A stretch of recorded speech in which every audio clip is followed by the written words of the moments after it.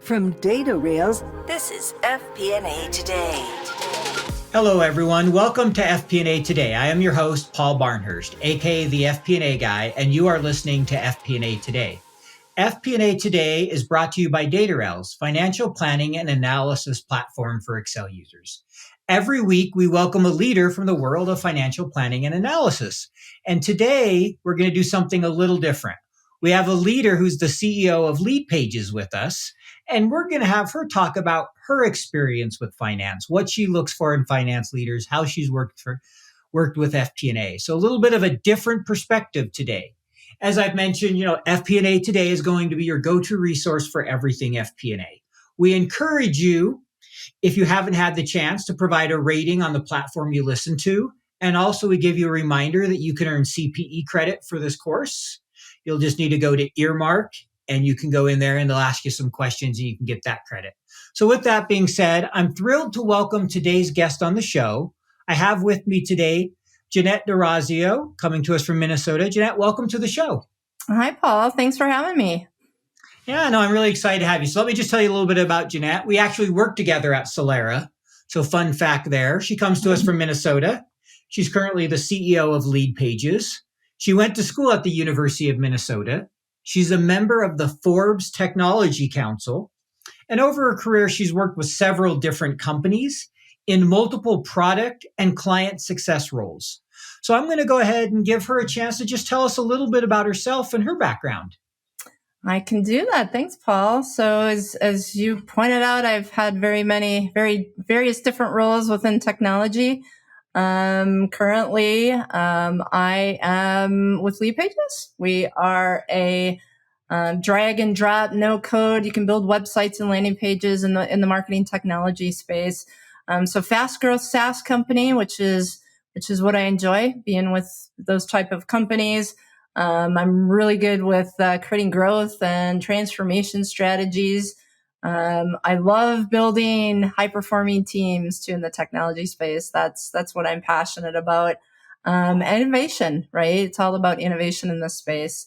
So I've been in technology for 20 plus years, various different industries, retail, automotive, marketing now, e-commerce, payment providers as well. I spent some time with Oracle, Verifone, et cetera. So yeah, lots going on in my career. Technology is a great time, great space to be in right now. And, can't wait to see how it evolves going forward. Yeah, no, definitely. I agree with you. Technology, it's a great time. It's amazing to see how things continue to change and evolve, particularly around SaaS and subscription businesses, right? 10 years ago, they were just starting. Today, most companies have the majority of their IT spend is some kind of SaaS or subscription service business.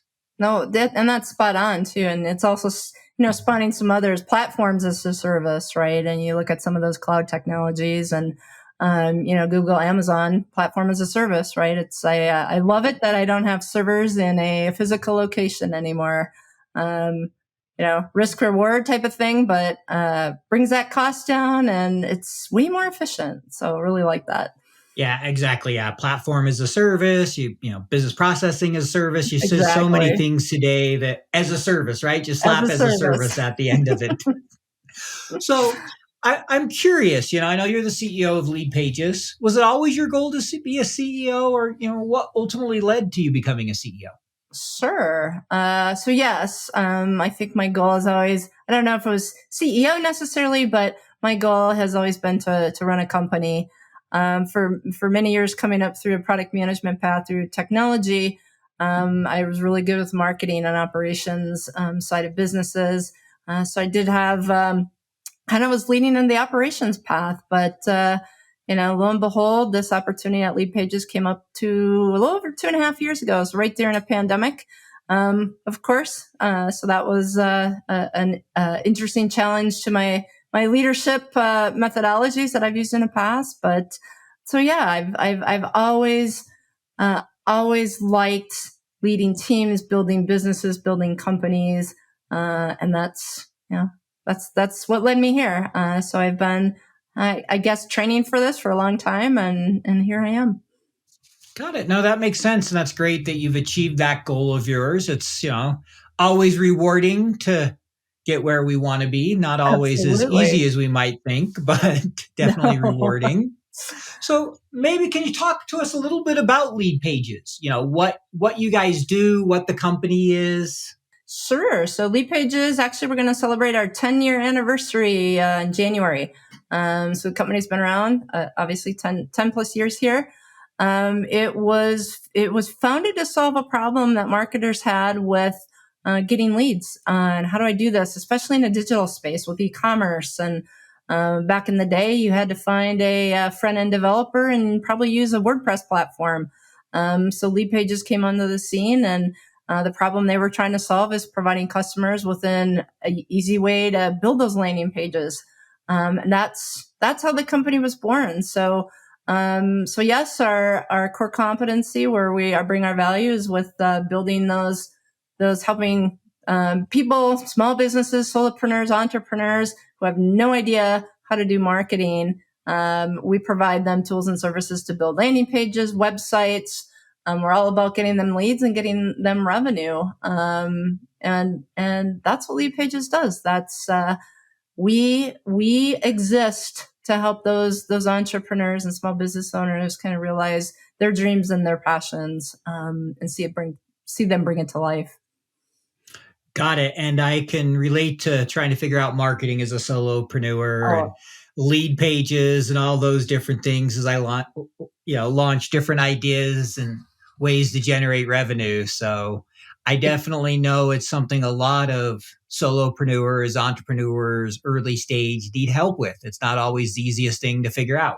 no, For sure. not at all. Yeah. So that's great that you have that. So, obviously our show here, we're dedicated to finance, in particular FP&A. So we're going to get into a couple questions around that. Can you maybe talk about, how your experience has been over your career working with finance and FP&A? Absolutely. So, so my experience, and how I explain this to people that ask me about my relationship with finance teams I've worked with is first and foremost, they're my partner. They have a seat with me at the table, whether I was creating a new product at Oracle as a product manager and trying to understand, how do I model the demand on this thing, right? That I'm building, all the way up to my current role. They're an integral part. They're very important to not only myself but others understanding the business and the opportunities, and they just bring another mindset to the team and to the table that I really enjoy and respected. There's been some times where they're also in the trenches with you, right?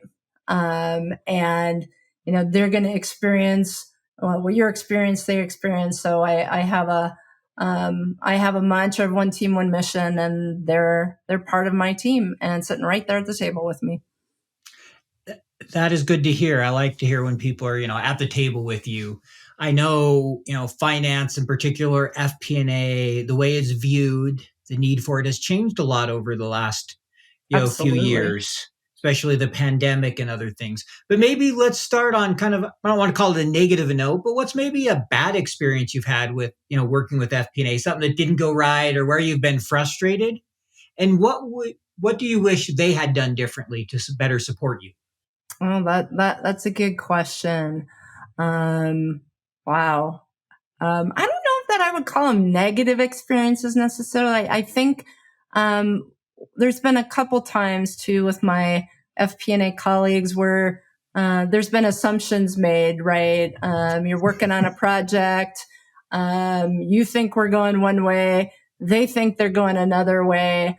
Whether it's an analysis or I'll give you a recent example. We're trying to model out some retention forecast and what we think churn rate's going to be. And there's everybody has their interpretation of the data differently and where it needs to go. And I had some numbers come up and they got communicated to the parent company, to my boss, and lo and behold, after we challenged those numbers turned out not to be right. There was an assumption that the the finance person had made about the business that they weren't entirely up to speed about. So we had just a small miss that made it into a budget, into the forecast. So we had to, back that off. But, here's the deal. Everybody makes a mistake. We know that, especially within LeadPages, we have a culture of, if we're going to fail, let's fail fast. Let's figure it out. So we were able to quickly change that. The benefits of working for a smaller company is, a little bit more squishy, not squishy, but a little bit more leeway on some of those forecasting that we can reforecast and stuff. But what I've learned from that too is communication is key, and just making sure that both of us are understanding each other and what our needs are. And I've had a couple times where we'll go over something, and my question has been, "Are you sure? Do you get it?" But then, vice versa too. They've asked me the same thing. "Hey, Jeanette, do you understand the numbers I'm going, what I'm thinking?" So, kind of a long answer, but I won't call it a bad experience, other than an opportunity where we kind of two ships crossed in the night, and we had to come back on course. Thanks for sharing that. It sounds like the key takeaway from that is really just that importance of making sure you're communicating and Correct. that you're aligned on all the assumptions. Because Correct. none of us want to have to explain to senior management or to anyone at a high, investors, Yep. whoever it may be, there was an error or there was a bad assumption or there was a miscommunication, whatever it might be, and we need to bring the number down. Right? It's never a fun situation. Absolutely not. No. I remember my first year SaaS business was Solera, where we worked in Auto Point, and worked with my manager, and we put together a forecast. I think churn the first month was 3 times higher than what we had forecasted. Yep. The year was done. That was a fun one to explain, and it didn't get better.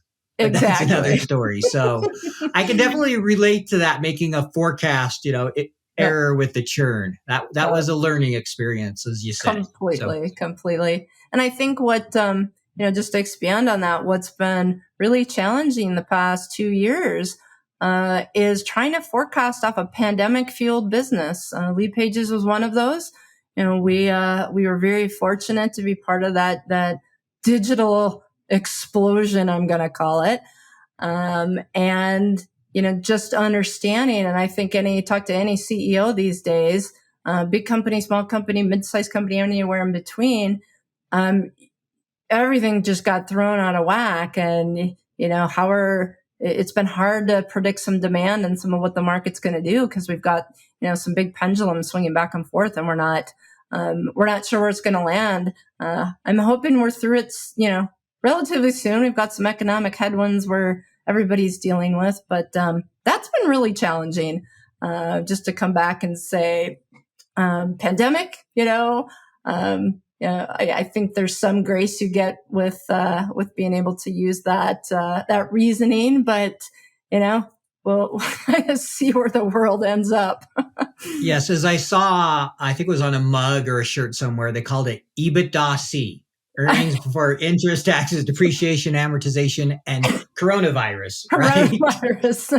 Or COVID. And in your case, that might be a positive. You want to take it out for the future and be like, okay, now we've level setted without COVID of what we think we can grow. Because once you hit a number, everybody wants to continue to see that growth. And you're like, oh, there's some things that have changed. Yeah.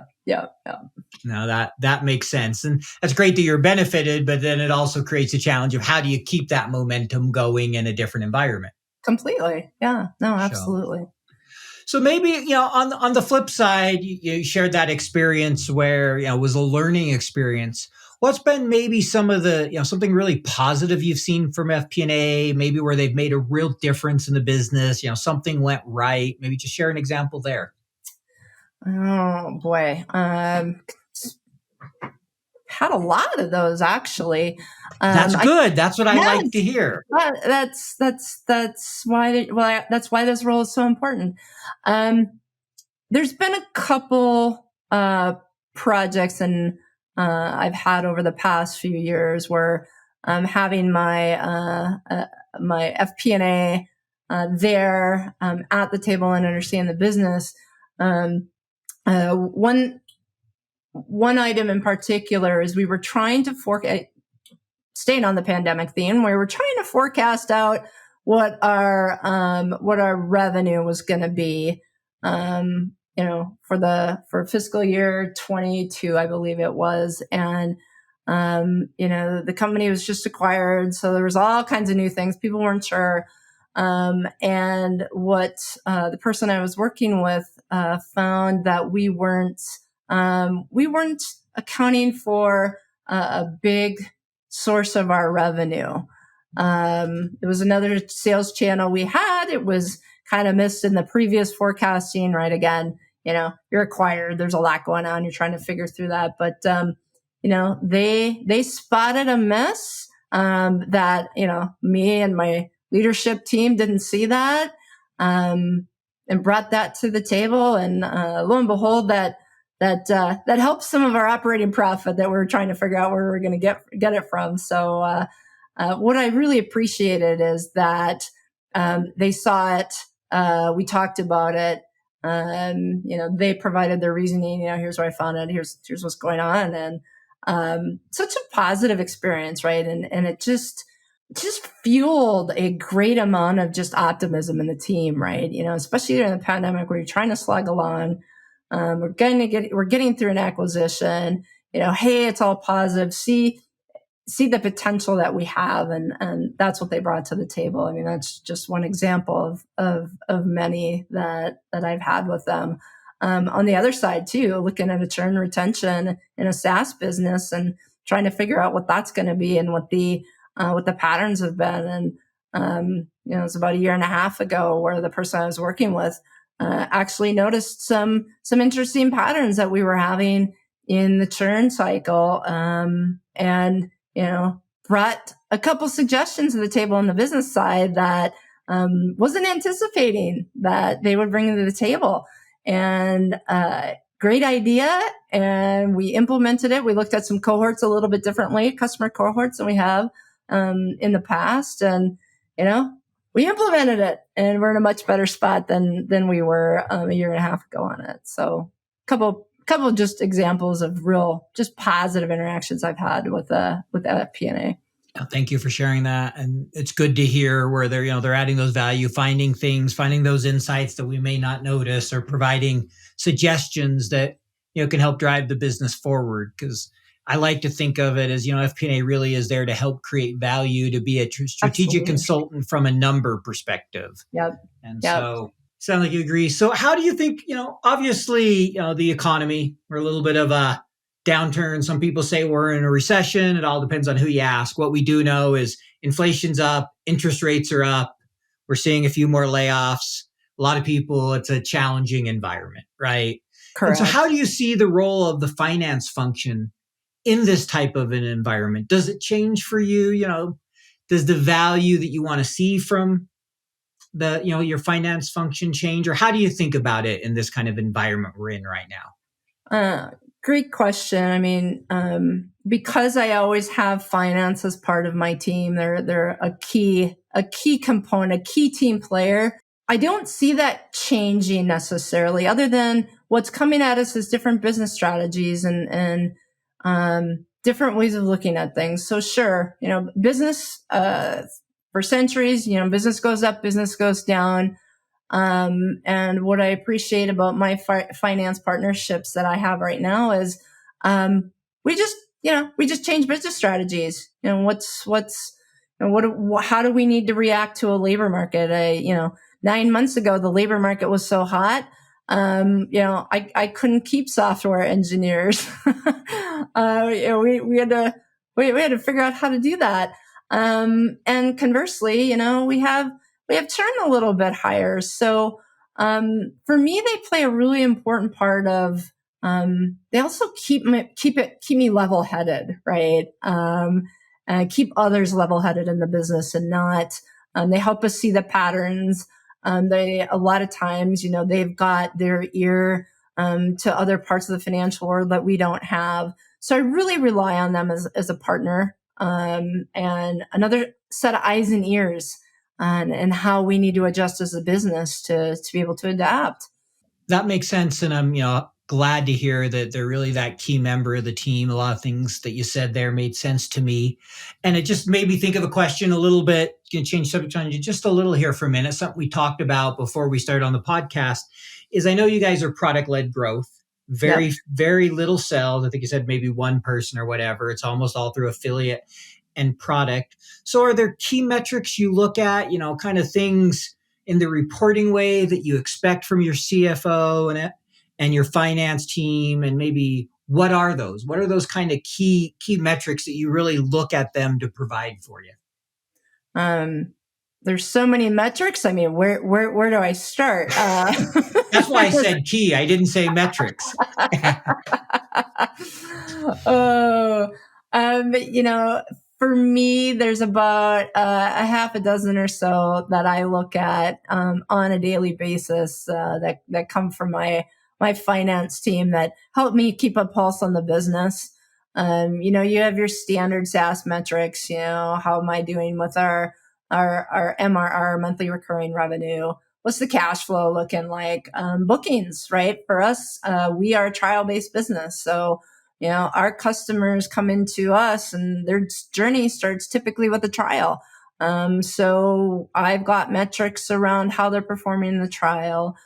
Usage as well. We've recently built a group of success coaches, we call them onboarding specialists, that as we mentioned earlier, our customer base typically they're marketing experts, so they need some help and some guidance. So I look at some metrics around how many people we're putting through that pipeline. Obviously, churn and retention and how that's tracking for the month. And because we are PLG, there's some key marketing metrics that I look at too. So our trial conversion rate, our trial to paid rate, as well as our return on ad spend, because we are putting some considerable investment against those paid media opportunities and channels that we have to go through. So really, is if I boil that up to on a daily basis and a snapshot of quickly what I look at, right? Revenue, how are we trending with revenue for the month, top line? How are we looking as far as those billings and bookings that we're getting? I also pay close attention to our LTV to CAC ratio. I'm not the only business that experienced this, but last year at this time, the cost to acquire a customer was astronomical. Call it, some people attribute that to the changes Apple made and in their advertising and how they serve data up to people. But it got really expensive to buy that. So we know that the health of the business, we want that ratio to be, very good ratio for SaaS business. So I keep a keen eye on how we're doing there. And then just, around, our operating profit, how it's looking for the month, and that cash flow and seeing how we're going. So those are my key ones I look at. Obviously, we could go in depth. There's, 30 some key metrics for SaaS business that yeah, there's definitely a lot you can look at. I really like when you said LTV to CAC. I think that's a huge one for SaaS businesses. Obviously, cash burn, understanding yes. Cash is always important. Runway, bookings is huge.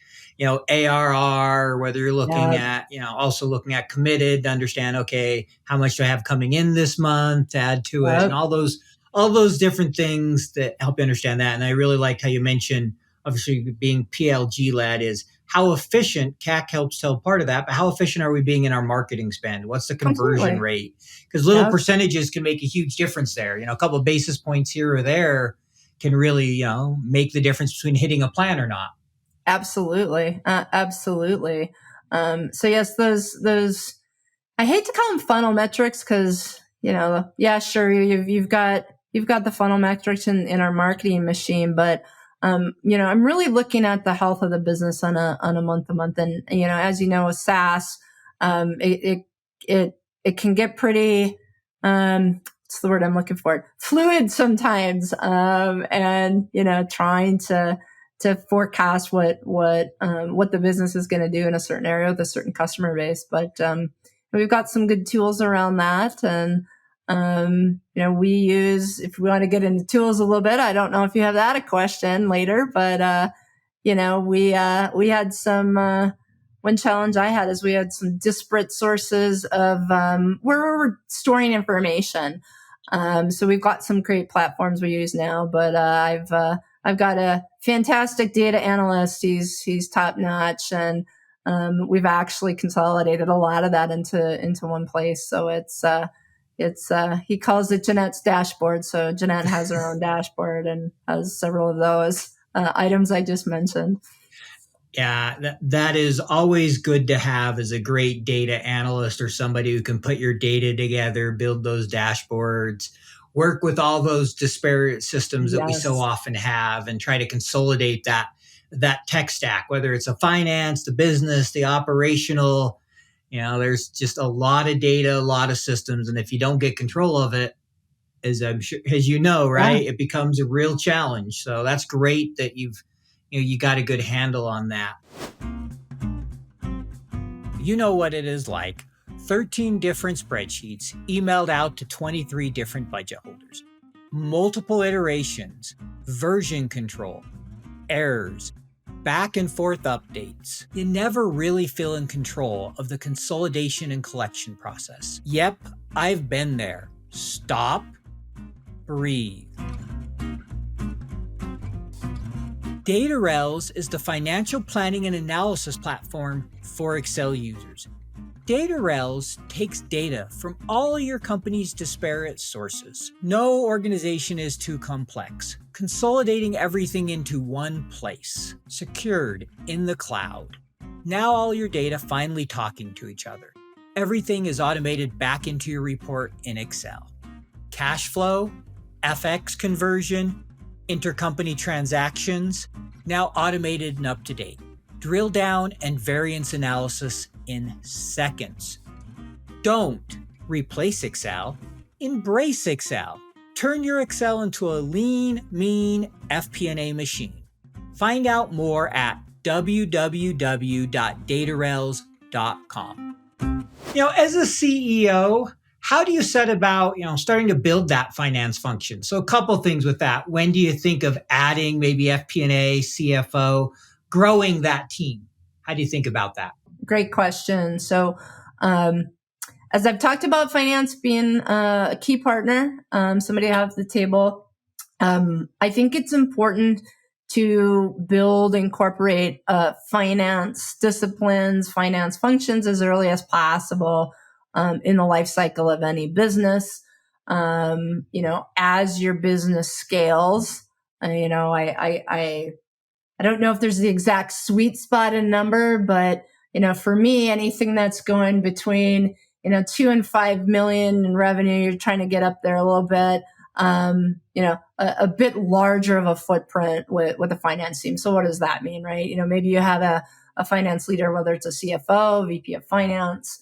You have somebody that does the accounting, right? And, understanding how we need to code those bills and, accounts payable. And then having an FP&A person there, I think, at least my experience has been that's the last discipline that's added. And I would argue that should be a very close first. First you got your CFO, but the discipline needs to be earlier rather than later. Sure, you can, whatever goods or services you're selling, the software you're selling, you kind of, you get your money in, money out, right? You just key disciplines, but not understanding what you could do with that or potential market opportunity or, maybe there's a different investment strategy we should be looking at. That role I found has been so important, and to bring in as early as possible. Obviously you look at some bigger companies, they've got so many multi-levels of discipline within finance is kind of crazy. But minimum, somebody to run the books, somebody to run the accounting, make sure, we're paying expenses, paying bills, et cetera. But then somebody on that balances that can really talk to you about business strategy and where you need to go, and what's happening in this world that you're in. I think is key. Something I've heard you mention a lot is looking to FP&A to also help with business strategy. It feels like you view FP&A, obviously there's the number perspective they bring, but you're really looking for them to be part of that discussion and be able to understand the strategy and understand the business. Absolutely. Yep. 100%. I've found that when they're not, they tend to be defaulted into more of what I would call traditional finance, right? They're, maybe they get stuck on taxes or compliance or something. Yes, it's very important, but it's not. It's really not their passion, right? Most FP&A folks that I have worked at really want to understand the business, get involved, help plan different strategies. As I was, early in my career with, product management, building technology solutions, having that person that was able to, hey, help me with a revenue model, right? This exec is asking for a revenue model. I'm pretty sure that if I say we're going to sell a lot, that's not really going to resonate with them. So, help me put that together and quantify that, what that means. So, they're very important part of my world. I really appreciate that you recognize the importance of strategy, because I feel like that's where FP&A can really add value, right? 100%. The spreadsheet, the numberings, the modeling, okay, that's great. Yeah. But without understanding the business, there's just a piece that's missing. That's always been something I've really, in my career, I've tried to pride myself on and enjoyed, is understanding the business and trying to think of ways of how do we bring value, not, hey, you Right. need to cut your expenses because you're 100,000 off on EBITDA. No, I won't take this cross charge or whatever, right? Those type of things. There was an inside joke there between Jeanette on the cross charge comment. I'll tell the story here to give people a laugh. We had a leader that was asking me to cross charge everything. And I was like, well, if we're going to cross charge this, we also have to cross charge these expenses over here. And I'm pretty sure they'll wash out. And he finally just all right, I give up. We're not cross charging it. Yeah, we got him. We got him. So it was a fun little back and forth I had with one of the leaders, and Jeanette got to hear some of those conversations. So that's why I threw in the cross charge. So we'll give a little backstory for those. It was a fun time. Yeah, you got to have fun in finance, right? You do. So next question here, what advice would you offer for the FP&A function to make themselves more prominent as a profession? I mean, what do you think that's kind of held them back? Because for the longest time, they were viewed as back office, and I think that's starting to change. Right. But what's kind of your take there? It's visibility, right? We're in such a great time right now. Like it or love it, right? Social media content and just understanding, what does this discipline do? What is it about? So visibility is just important. Corporations or businesses, they've always had these roles, right? They've, big finance team, hundreds and hundreds of people. But I think with, especially where we cater to, which is those small businesses, and, you have access to some of these platforms and people like yourself that, are out there, whether it's podcasts, whether it's content on YouTube, whether it's, LinkedIn is a great place. I love your post that you have, Paul, about, you take a small little discipline, something that, like you said, modeling or, pivot tables. Let's talk about a pivot table, right? But you bring it to a place to where it's easily understandable, and business owners can digest that and understand that. And I think doing more of that is key. In fact, I've got some people in finance that I'm mentoring with. I actually reverse mentor with them. They actually teach me a lot about the trials and tribulations and the fun things, and not so fun things about FP&A, but really having that conversation and understanding how important. I think too with the the explosion of, we were talking about as a service solutions earlier. I think in the fintech world, they've really come to a great place with, different solutions and platforms that help you with that discipline that you didn't have access before in the past. It was usually somebody or some group of team, and oh my gosh, good luck if I could get access to that. But now that there is so much information and somebody like yourself bringing it together and having it easily digestible has been great. And I've often sent a link to your postings that you put in LinkedIn to other folks that I'm mentoring, and just to, as they're trying to get in the FP&A role, which has been really, really helpful for them too. So wrapping that all up, visibility, keep talking about it, keep asking the question, right? There's been times where, maybe I've been in a business discussion and I've said, stop. Where's the finance person? Where are they? Right? Let's make sure they're here and, know how important it is to, strategically where we're trying to get. Thank you for sharing that. And I couldn't agree more, is trying to be more visible, continuing to share what the function's about, being outspoken, making sure you're involved in the business, where needed. And I think those are all great ways to continue to increase the visibility of FP&A and help it move forward. Absolutely. So, you've talked a lot about the importance of strategy and seat at the table and, looking to finance to really kind of be that voice. What's maybe the top one or two things you look for from your CFO? Is, we've talked about a number of different things. What do you really want from a CFO?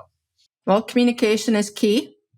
I think, and I mentioned in my example before, everybody has a different viewpoint of the world. I appreciate the diverse perspectives and opinions that my CFO brings to the table.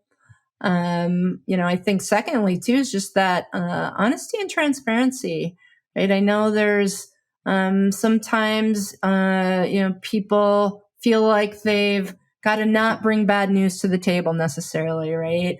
And I welcome that. Not that anybody wants to hear bad news, but let's have that conversation. We're all part of the same team.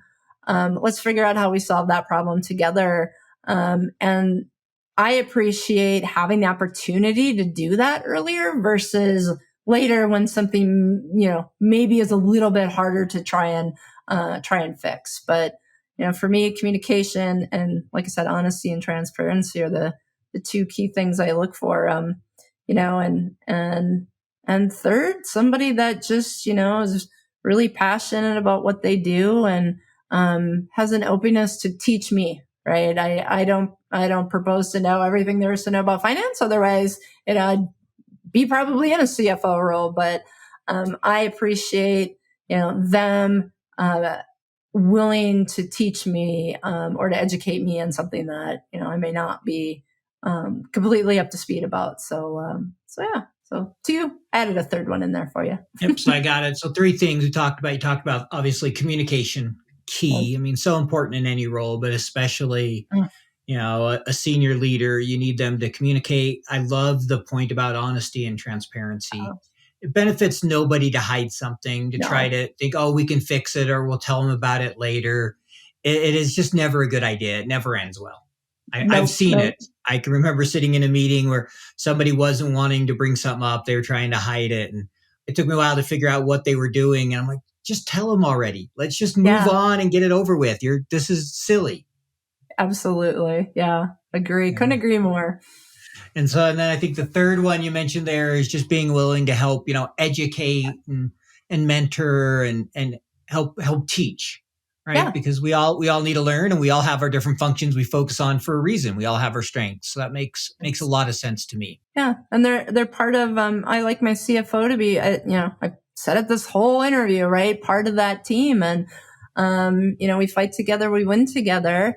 And, it's important that, we're all invested in, the one thing, make the main thing, as they say. So. Makes sense to me. So we're coming up toward the end of our time here. We got a few more minutes and just a couple more questions. We're going to kind of shift gears a little bit. And these are pretty much standard questions we ask everybody. So you'll get a couple ones here. The first one that we like to ask everybody is describe a time you had an experience, or maybe there was and I use this word loosely, right? A failure at work. Something didn't go as planned. Maybe an implementation went wrong, some kind of analysis, whatever it might have been. And what was the learning from that? What was kind of the takeaway from that experience? Well, there's, I think the pandemic there's no shortage of learnings from the pandemic, and having to pivot not only your leadership but businesses as well. I think there was one example where we had some folks that wanted to go try something new, right? A different position. Different places, which I always encourage, right? As a leader, my job is to make sure that you're not only successful where you are, but where you want to go. And these folks have been with the company for a little while. What I underestimated was the impact that they would have when they exited and went on to their next journey. I think it was exacerbated with the pandemic because usually they all work together very closely, in person. Mm-hmm. And you take that element of not being in person and being back in the two-dimensional world. And it was, I underestimated the reaction and how long it would take for people to say goodbye to that person, grieve, try to figure out, oh my goodness, what are we going to do without them? So it just took a little longer than usual. And part of that is I'm a leader that likes to be present, and the pandemic didn't allow us to do that. So learnings from that are when we do have people that move on to something different, and or even if they're getting promoted internally, right? It's a different role somebody's taking. So what I do is, I allow for, I allow that grace period, that time for people to absorb the change, and to understand that change as they pivot to something else. So, yeah. So it's pandemic. It sounds like it was harder. The transitions of those people was a lot harder than you anticipated and had to learn and adjust. Completely. Yeah. Makes sense. And the pandemic exacerbated all of it. Absolutely. Right. Yeah. Yeah. Not surprising. It exacerbated a lot of things for all of us, I think. Definitely not just that one. So next question. This is a fun one we ask everybody. What is something unique about you that you can share with our audience? Something they wouldn't find out online? Okay. Well, I actually probably wouldn't find, you'd have to do some digging online, but I actually had the opportunity to work in Paris for quite a few months. When I was with Oracle, we had a couple large customers in France, in Paris, and having taken high school and college French, and having several folks that people I knew that were from France, I got the opportunity to spend I think it was 2-3 months there, just working very closely with colleagues. Got to meet some great people.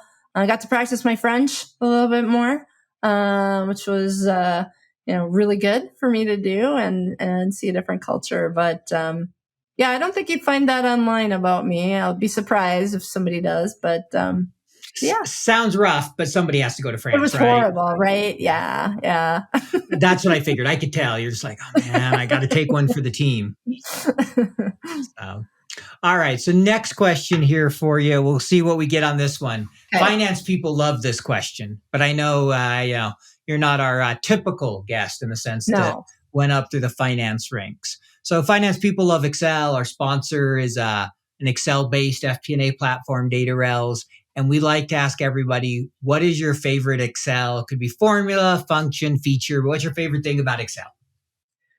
Oh, boy. My favorite thing about Excel. Oh, boy. I don't know if I have a function necessarily. because I don't get into that. I usually have a team of folks that, or Paul, when you and I used to work together, you did my functions for me.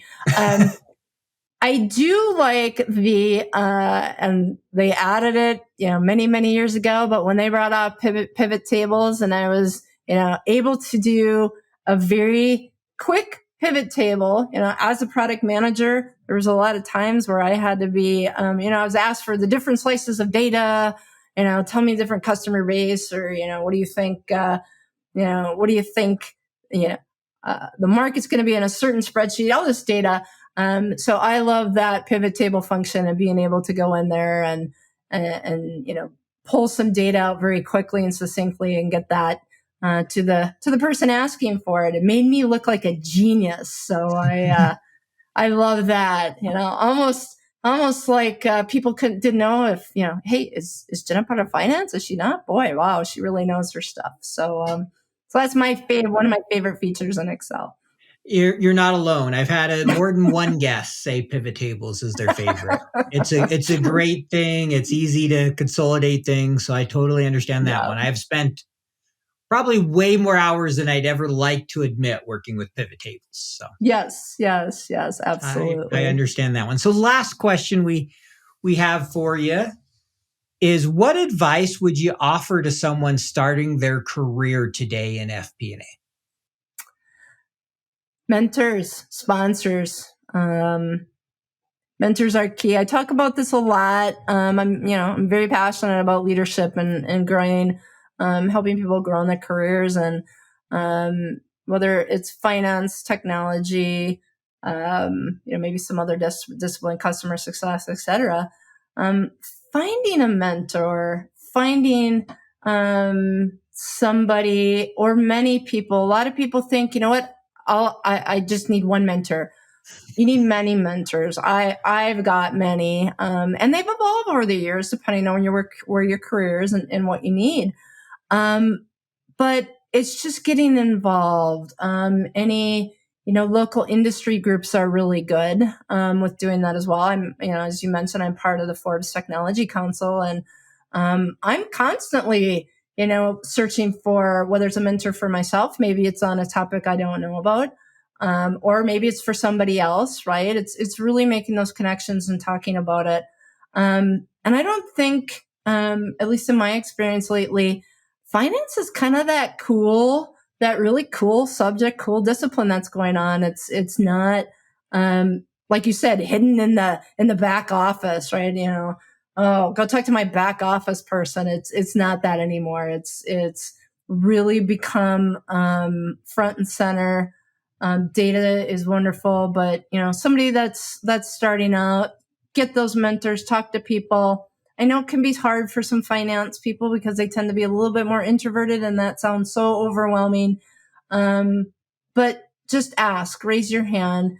You'd be surprised at the number of people who will be more than happy to have a conversation or, coffee or, take you out to lunch or whatever to just have that conversation and meet other people. It helps a lot. To sum it up, find a mentor. Find a mentor. Have a mentor. I think that's a great answer. And I know they've helped me in my career. So last thing, if somebody wanted to get in touch with you or, learn more about LeadPages or just see things you do, what's the best way to do that? The best way to do that. So I'm on LinkedIn, Jeanette Dorazio. You can find me there. That's usually where I hang out the most. But otherwise, LeadPages.com, all one word, LeadPages.com. You can also get in touch with me through that channel as well. But yeah. Well, perfect. Well, thank you for being a guest today. Appreciate you providing a different perspective for us, coming from the CEO seat versus the finance seat. So again, it was a pleasure having you on the show, Jeanette. Oh, thank you for having me. It was great to discuss, have the opportunity to talk more about my relationship and partnerships with finance. I loved it. Thank you. Thanks.